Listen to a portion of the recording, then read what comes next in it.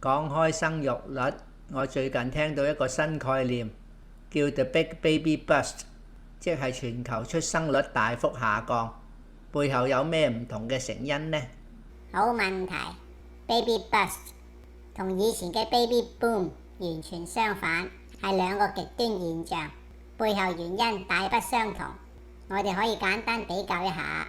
Baby Boom 嘅成因：經濟繁榮，第二次世界大戰後經濟迅速復甦，家庭收入穩定，令人生育意願提高。傳統家庭觀念，當時社會重視婚姻同家庭，生育被視為人生必經步驟。